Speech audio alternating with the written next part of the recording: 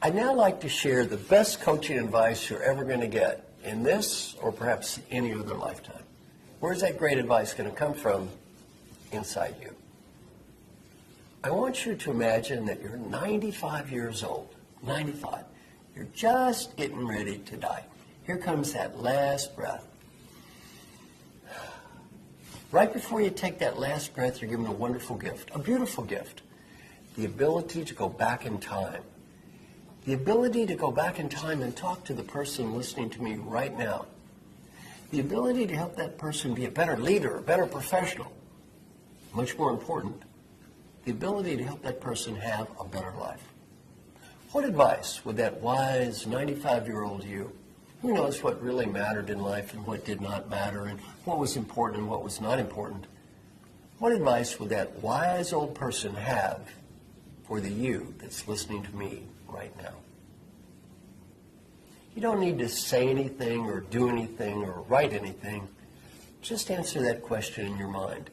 What advice would that old person have for you? Whatever you're thinking now, do that. In terms of a performance appraisal, that's the only one that's going to matter. If that old person says you did the right thing, you did the right thing. If that old person says you made a mistake, you made a mistake. You don't need to impress anyone else. Some friends of mine interviewed old folks who were dying and got to ask them this question. What advice would you have had? 3 themes come up in the answer from old people facing death on the personal side. Theme number 1 could be summarized in 3 words. Be happy now. Not next week, not next month, not next year. The great Western disease is sweeping the world. What is that great Western disease? I'll be happy when. When I have the money, the status, that I will be happy when. And we all have the same when. That 95-year-old person facing death, that is when. Learning point from old people, I got so busy chasing what I did not have. I could not see what I did have when I had everything. My guess is you're one of the luckiest people that ever lived. You probably have friends, family, interesting work. Relative to me, you probably have youth. You have it all. Don't get so wrapped up looking at what you don't have, you can't see what you do have. I've asked thousands of parents around the world, I say, complete the sentence with one word. When my child grows up, I want my child to be. One word comes up in the answers from parents. One word more than every other word combined, no matter what country I'm in. What's that one word? Happy. Want your kids to be happy? Want your parents to be happy? Want the people that love you to be happy? Want the people that respect your work to be happy? You go first. You be happy. Learning, too, from old people facing death on the personal side, friends and family. You probably work for a great company. I'm going to help you. When you're 95 years old and you're on your deathbed and none of your employees are waving goodbye, you start to realize, these friends and family, they're kind of important. They're the only ones that seem to matter a whole lot today.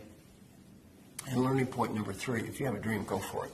Because if you don't go for it when you're 45, you may not when you're 55, and you probably will not when you're 85. And it doesn't have to be a big dream, maybe a little dream. Go to New Zealand or speak Spanish or play a guitar. Other people think your dream is goofy. Who cares? It's not their dream, it's your dream. It's not their life, it's your life. Had a very fun, have fun. Life is short. Life is short. Number 2 is do whatever you can to help people. The main reason to help people has nothing to do with money or status or getting ahead. The main reason to help people is much deeper. The 95-year-old you will be very proud of you because you did and disappointed if you do not.